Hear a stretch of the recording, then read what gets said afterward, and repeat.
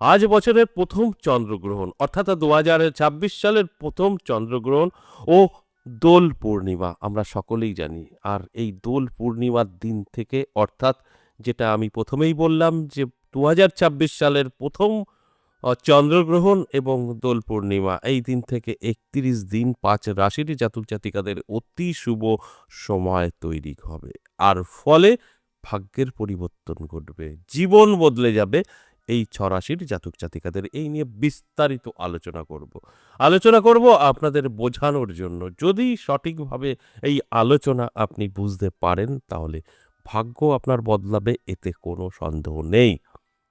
আর ভাগ্য কিভাবে বদলায় সেটাও আমি একটু আপনাকে বোঝানোর চেষ্টা করব, অর্থাৎ আপনাদের বোঝানোর চেষ্টা করব। আর সেইভাবে যদি আপনারা চলতে পারেন তাহলে কোনো কথা হবে না, ভাগ্য আপনার বদলাবে। দেখুন, এই আলোচনা আমি যে আপনাদের সঙ্গে করলাম বা করছি, এটা জাস্ট আপনাদের কিন্তু অ্যালার্ট করা। ধরুন আমি চন্দ্রগ্রহণ দিয়েই বোঝানোর চেষ্টা করি যে এই আজ চন্দ্রগ্রহণ, এই চন্দ্রগ্রহণের যে সুপ্রভাব বা সুফল এই 6 রাশির উপরে পড়বে, তার ফলে আপনার জীবন বদলাবে। ধরুন আমি এই কথাগুলো বলে দিলাম। আর আপনি এই 6 রাশির মধ্যে কোনো একটি রাশির আপনি ভাবলেন যে এই ঘটনাগুলো তো আমার ঘটে যাবে চন্দ্রগ্রহণ। এবার আপনি আজকের থেকে দিন গুনবেন 31 দিন। বাহ! কোথায় আমার তো পরিবর্তন হলো না? কারণ পরিবর্তন কেন হয়নি? আপনি কানে শুনে শুধু মিলানোর চেষ্টা করেছেন। আপনার জীবনে উন্নতি করার চেষ্টা করেননি। দেখুন, ভালো সময় খারাপ সময় কিভাবে কাজ করে। আপনার যখন খারাপ সময় অর্থাৎ তখন আপনার গ্রহ ডাউন, আপনি নিজেই যে কোনো কাজ করবেন ফেঁসে যাবেন, অর্থ নষ্ট হবে। আপনাকে কিন্তু করতে হবে কাজ। তবে আবার আপনার সময় ভালো, আপনি যে কোনো কাজে সাকসেস পাবেন, কিন্তু কাজটা আপনাকে করতে হবে। আপনি যেটা ধরবেন দেখবেন একটা কথা আছে, লোহা ধরলে সোনা হয়। আপনার গ্রহ ভালো, সময় ভালো, আপনি যেটা ধরবেন সেটাই আপনার সাকসেস আসবে। অর্থাৎ ধরতে তো হবে। এটাই আমি বোঝাতে চাইছি, যখন সময় ভালো হবে তখন আপনার পরিশ্রমের ফল আপনি পাবেন। যখন সময় খারাপ থাকবে আপনার পরিশ্রমের ফল আপনি পাবেন না। বাস এতটুকু কিন্তু ফারাক। তার মানে এই নয় আপনার সময় ভালো আর আপনাকে একদম সব স্বপ্নের মতো দিয়ে দেবে। না, ওইভাবে কোনোদিন হয় না। পরিশ্রম আপনাকেই করতে হবে। আর পরিশ্রমের ফল আপনি পাবেন। আর গ্রহ খারাপ থাকলে, সময় খারাপ থাকলে পরিশ্রম করবেন কিন্তু ফল পাবেন না।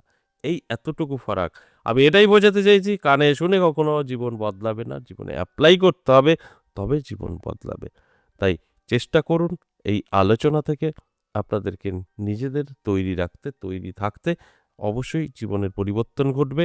এবার আসি এই দোল পূর্ণিমা এবং চন্দ্রগ্রহণ নিয়ে। দেখুন, চন্দ্রগ্রহণ, সূর্যগ্রহণ কোনোটাই ভালো নয়, আবার কোনোটাই খারাপ নয়। এগুলো হওয়ার তাই হয়। আমরা কিছু মুহূর্তগুলো যদি নিজেকে গুটিয়ে রাখতে পারি, সতর্ক থাকতে পারি, তারপরের সময়টা কিন্তু অতি শুভ। দেখুন, এই যে চন্দ্রগ্রহণ হতে চলেছে, এই চন্দ্রগ্রহণ অ্যা ৩:৪০ থেকে ৬:৪০ এই যে সময়টা, তারপরে আমি ৩১ দিন কেন বলছি? অর্থাৎ ঠিক এই সময়টাই কিছু নেগেটিভ, কিছু পজিটিভ থাকবে। আর তারপর থেকে যখন চন্দ্রগ্রহণ বা সূর্যগ্রহণ শেষ হয়ে গেল, তারপর থেকে যে পজিটিভ সেটা কিন্তু কাজ করা শুরু করবে। আর নেগেটিভ সেটাও কিন্তু কাজ করা শুরু করবে। তাই আপনার আ আজকেই হতে হবে সমস্ত কিছু, তা কিন্তু নয়। মানে আপনার খারাপ হলেও আজই হবে, আর ভালো হলেও আজই হবে, এটা কখনো হতে পারে না। আপনার এই ফল ধীরেই দেবে।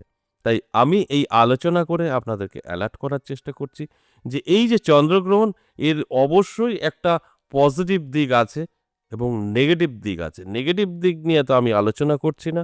আমি পজিটিভ দিক নিয়ে আলোচনা করছি। পজিটিভটা ৬ টা রাশিরই জাতক জাতিকাদের জীবনের বড় পরিবর্তন ঘটাতে পারে নানাভাবে। কোন দিক থেকে?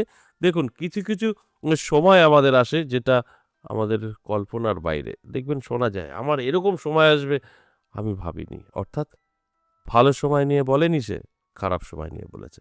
তাই এই সময়গুলো কিন্তু আপনার জীবন থেকে দূরীভূত হবে। অর্থাৎ আপনার আপদ, বিপদ, অ্যাক্সিডেন্ট এগুলো হবে না।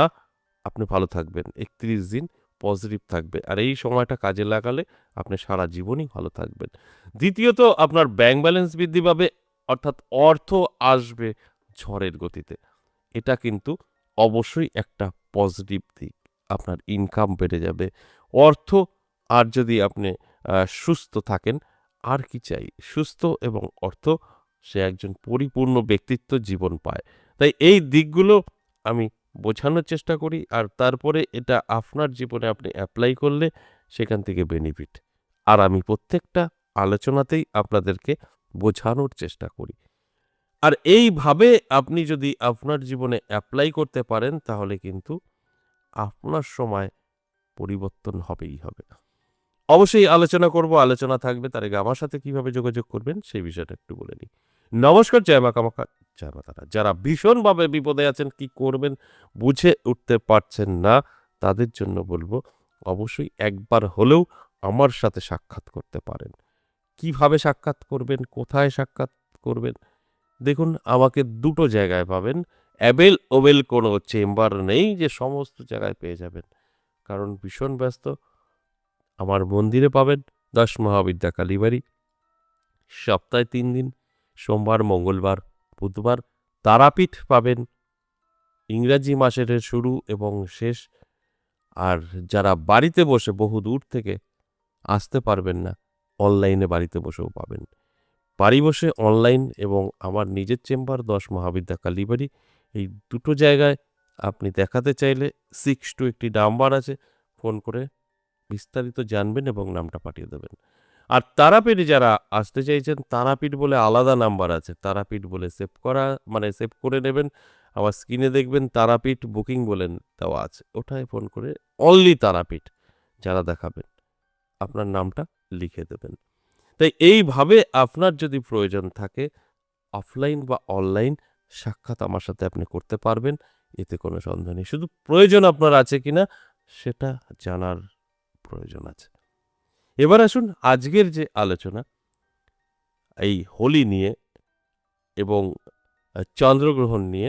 এই চন্দ্রগ্রহণ এবং হোলি, হোলি তো অবশ্যই, অর্থাৎ দোলযাত্রা তো অবশ্যই একটা শুভ। এই দোলযাত্রার সাথে কিছুটা অশুভ যুক্ত হয়ে গেছে চন্দ্রগ্রহণ, কিন্তু তারও একটা শুভ দিক আছে। সেই শুভ দিক নিয়েই এই 6টা রাশির জাতক জাতিকাদের জীবনে বড় পরিবর্তন ঘটবে, সেই আলোচনাই এখন করছি এই 6টা রাশির উদ্দেশ্যে। কোন সেই 6টা রাশি এবার আমি একটা একটা করে বলবো। আর একটা কথা বলবো, সেটা শেষ পর্যন্ত যদি আমার আলোচনাটা শুনতে পারেন, তাহলেই আপনারা জানতে পারবেন এই 6 রাশির আরও ভালো কিভাবে করতে পারবে তারা। দেখুন, সেই 6টা রাশির মধ্যে প্রথমেই মেষ রাশির কথা বলবো, তারপর মিথুন রাশি, সিংহ রাশি, মকর রাশি, ধনু রাশি এবং মীন রাশি। এই 6টা রাশির জন্য অবশ্যই আজ চন্দ্রগ্রহণ এবং পূর্ণগ্রাস আমাদের এখানে দৃশ্যমান, এটা অবশ্যই আমাদের মানতে হবে। আর এই দিন থেকে 31 দিন অতি শুভ সময় থাকবে। এবার এরা কি করবে আরো ভালো রেজাল্ট পাওয়ার জন্য, সেই বিষয়টা একটু বলি। যদি এই 31 দিনের মধ্যে এরা কোনো একটি মন্দিরে, অবশ্যই প্রতিষ্ঠিত মন্দির হতে হবে, কারোর ব্যক্তিগত নয়, বারোয়ারি হতে হবে, সেই মন্দিরে গিয়ে অবশ্যই তাদের যে সমস্যা, কারণ এই 6টা রাশির তো সকলেরই সেম সমস্যা নয়, নানানভাবে আমাদের জীবনে সমস্যা তৈরি হয়। যার যেই সমস্যা, সেই সমস্যা থেকে মুক্তি পাওয়ার জন্য সেই মন্দিরে গিয়ে যেই দেবদেবী থাকুক না কেন, তাদেরকে বলে পায়ের জুতোটা খুলে চলে আসতে হবে এবং একা যেতে হবে। কোনো ভিড় ভাট্টার মধ্যে যাওয়া চলবে না, কেউ না দেখে, কেউ না পিছন দিয়ে ডাকে। আপনি দেখুন আপনার সময় কিভাবে বদলায়। আজ এ পর্যন্ত, আবার আসবো নেক্সট ভিডিও নিয়ে। ততক্ষণ ভালো থাকুন।